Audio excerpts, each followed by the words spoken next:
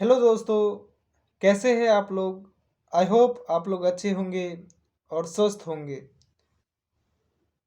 आज की वीडियो में थर्ड जनरेशन ऑफ कंप्यूटर के बारे में जानेंगे। वीडियो बहुत ही खास होने वाला है, तो वीडियो को अंत तक ज़रूर देखें और जाने थर्ड जनरेशन यानी तीसरी पीढ़ी के बारे में।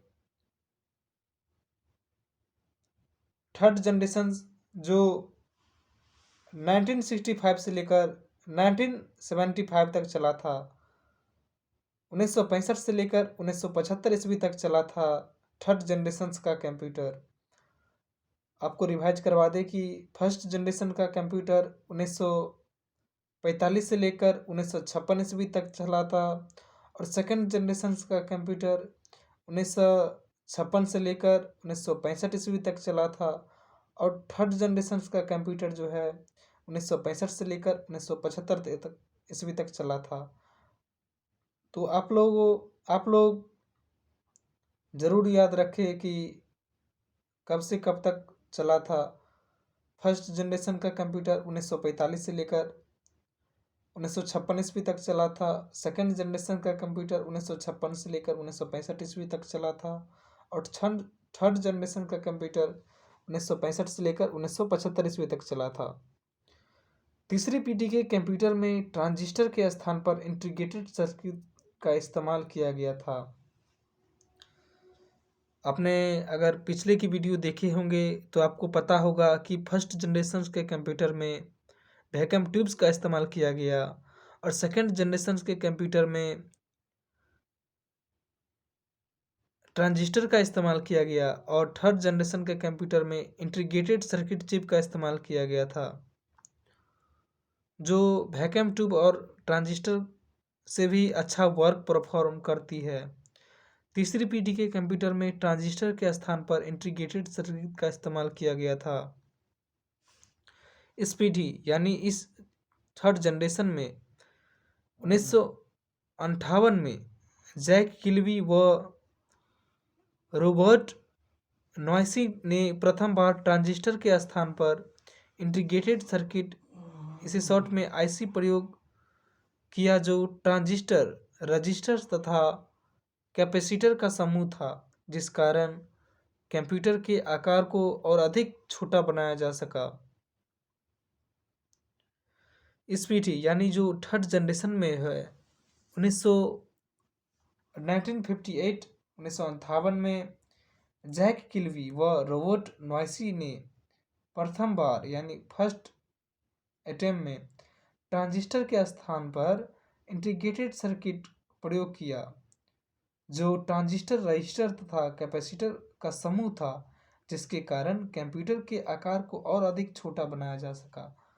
आपने अगर पिछले की वीडियो देखे होंगे तो उसमें हम डिस्कस किए थे कि फर्स्ट जनरेशन का जो कंप्यूटर था एक घर के आकार का रूप ले लेता था, और इसके बाद थोड़ा छोटा हुआ सेकंड जनरेशन में, और थर्ड जनरेशन में थोड़ा और छोटा हुआ।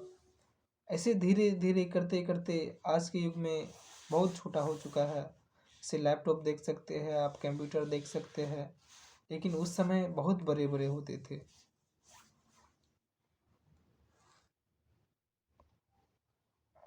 आईसी चिप यानी इंटीग्रेटेड चिप सिलिकॉन की बनी होती है। आईसी जो जिसे फुल फॉर्म होता है इंटीग्रेटेड चिप, इसका शॉर्ट में आईसी में पहले 10 से 20 इलेक्ट्रॉनिक उपकरण आते थे, तथा इस तकनीक को स्मॉल स्मॉल स्केल इंटीग्रेशन यानी एसएसआई कहा गया। Integrated chip circuit chip silicon की बनी होती है। आईसी में पहले 10 से 20 इलेक्ट्रॉनिक उपकरण आते थे, तथा इस तकनीक को स्मॉल स्केल इंटीग्रेशन एसएसआई कहा गया। समय के साथ साथ धीरे धीरे इंटीग्रेटेड चिप में लगभग 100 इलेक्ट्रॉनिक उपकरण को शामिल कर दिया गया, और इसे मीडियम स्केल इंटीग्रेशन एमएसआई नाम दिया गया। मीडियम स्केल इंटीग्रेशन एमएसआई नाम दिया गया। समय के साथ साथ धीरे धीरे इंटीग्रेशन चिप में लगभग 100 इलेक्ट्रॉनिक उपकरण को शामिल कर दिया गया और इसे machine scale integration SSI MSI का नाम दिया गया। तृतीय पीढ़ी में अधिक स्टोरेज वाली मैग्नेटिक टेप्स व मैग्नेटिक डिस्क का प्रयोग किया गया। थर्ड जनरेशन के जो कंप्यूटर है उसमें अधिक स्टोरेज वाली मैग्नेटिक टेप्स व मैग्नेटिक डिस्क का प्रयोग किया गया था। फर्स्ट जनरेशन में थोड़ा दिक्कत होता था स्टोरेज करने में, उसका कुछ अलग होता था स्टोर करने के लिए। सेकेंड जनरेशन में कुछ और आया और थर्ड जनरेशन में स्टोरेज व मैग्नेटिक टेप्स व मैग्नेटिक डिस्क का प्रयोग किया गया कोई भी डेटा को स्टोरेज करने के लिए। इस पीढ़ी के कंप्यूटरों द्वारा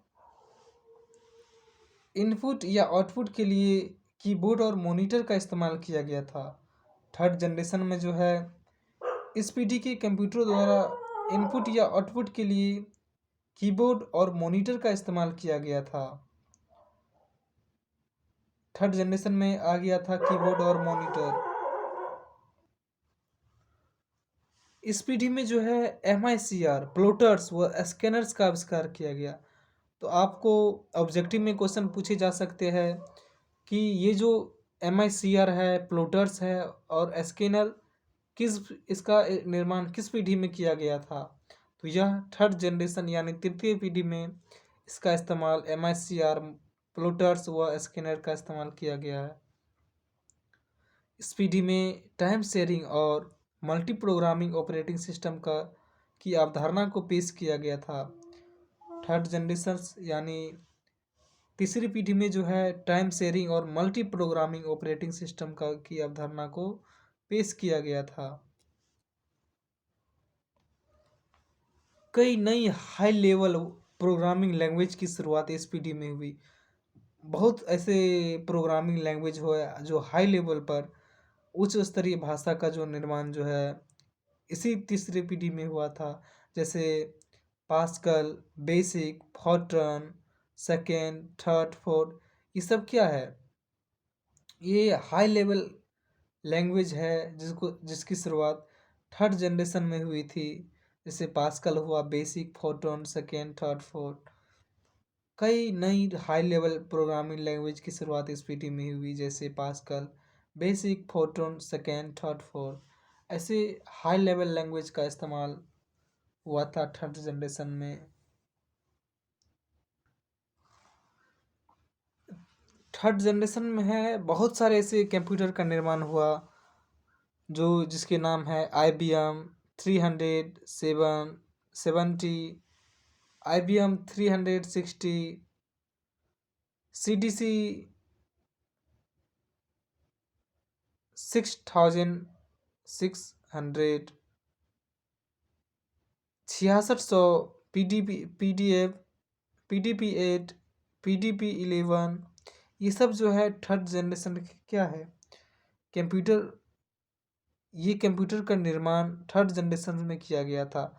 IBM 360, IBM 370, CDC 6600 या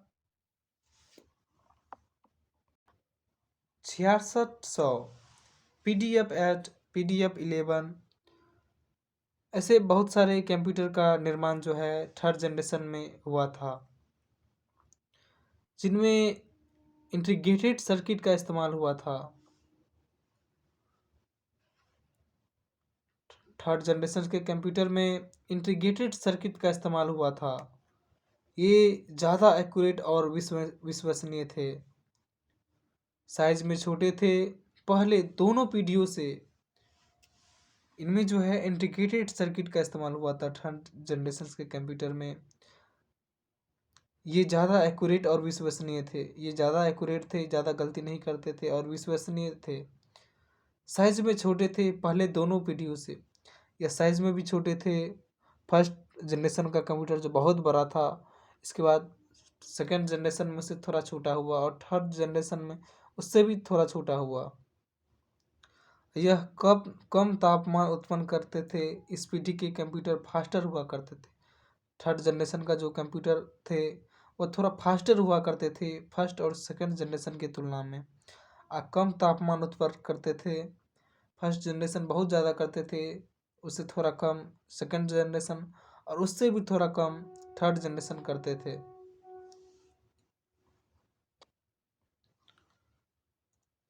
कम रख रखाव की आवश्यकता होती थी। स्पीडी के कंप्यूटर भी महंगे होते थे। एसी की आवश्यकता इस जनरेशन में भी गर्म होने से रोकने के लिए किया गया।